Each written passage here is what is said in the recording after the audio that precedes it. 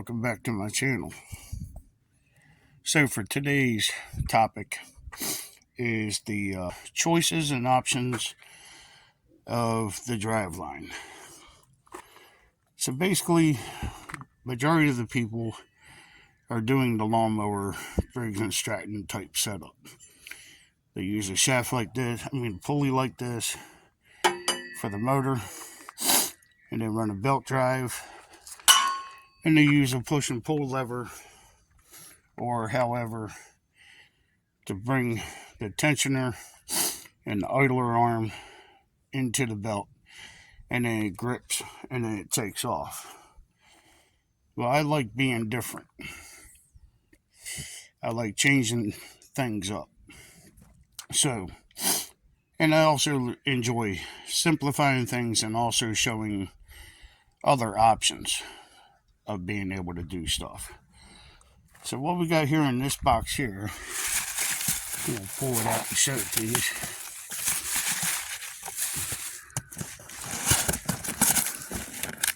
Let's see what we have. Okay, so far at a glance, I think I did my homework well. Okay, so now I'm going to show you. Okay, so this is what we started with. This is what we ended up with. For those that don't know what this is, it's quite heavy. V-belt and centrifugal clutch.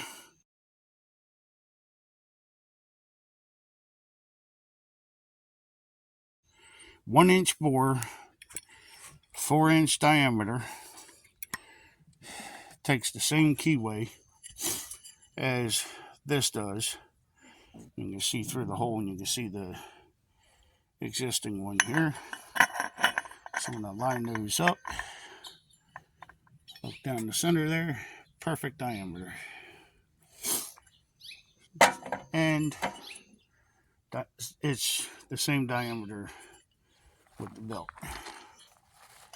So now we're going to try to fit that onto the shaft. Just a second here. Keep the video rolling. I'll let you look at the ground so you can see some insects walking while I'm talking.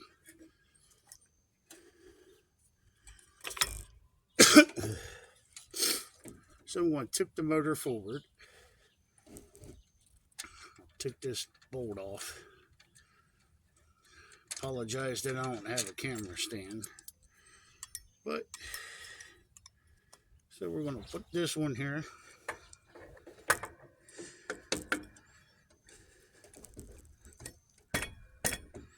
And yes, it will fit. Okay, so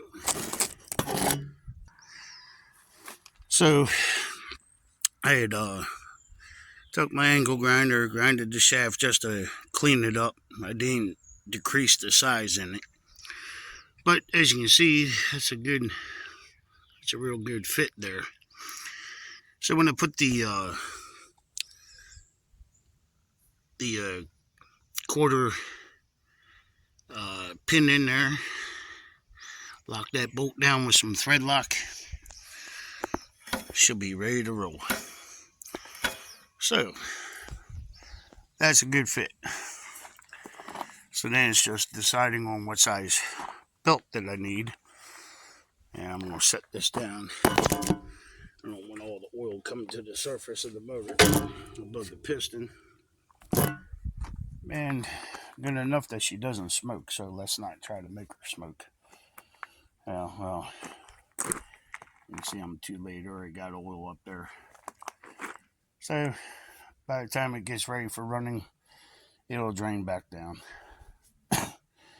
So that's where we're at with this. The length of the belt that I need, and then I can adjust the rear axle accordingly.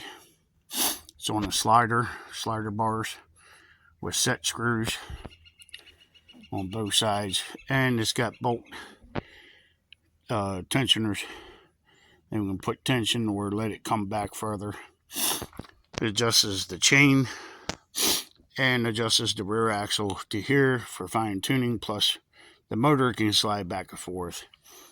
So once we find the measurements from the body, we'll know where we need to put the motor at, and then we can tune it in the rest of the way with the rear axle versus chain tension.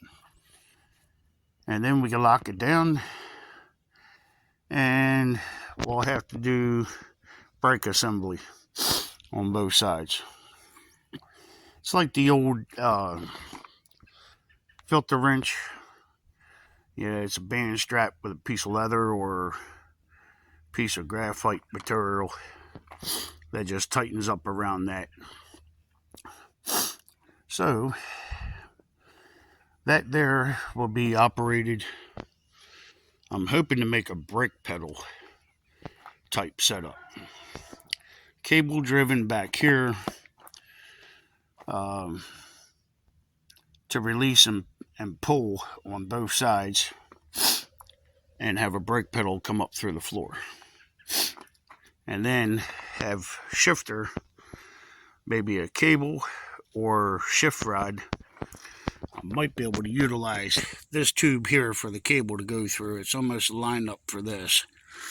Have it come through here and lock it down. Have it surface up over here. So, not too familiar with this rear end, but once I get to that point of doing things, then I'll look it up and get familiarized with it. Usually don't take me long to figure stuff out. Usually pretty quick at it. So the other cool thing is I can set the height of the motor just by using this nut and bolt here, and then drive my screws in on the side for the motor mounts, and then we can know what we're going to do with the exhaust, how that's going to go in. So that's where we're at. I'm going to play with some things here, and then I'll continue bringing the video back to you guys so you can see what's being done and taking place. So hang tight, I'll be right back. I do apologize for such a short video, but it is terribly hot out here, and I have some errands I have to run, but I wanted to give you guys a little insight on what I'm up to. So that's where we're at with the buggy build. This should be part 9, I think it is. So I'm going to try to label them better for easy retrieval. I'll say driveline chassis when it's dealing with this, and when it's the body, I'll do the body and prep, paint work, that kind of stuff. So you guys can easily revert back to the videos. And once this is all done and she's ready to roll, me and my girl are going to start taking this to the car shows, and we'll start doing some videos. And of course I'll have some cleaning to do on the white walls and the frame, and do some touch up before mating the surface to the body again. And I am going to have to stiffen up the steering. This rod right here, it is way too flimsy, so those wheels will walk themselves in and out, creating a death wobble. So I was thinking about maybe a piece of square tubing to go over it in the center, and that will help stiffen it up, and then you won't be able to see it on the outside. It'll just look like those tie rod ends out there on the outside.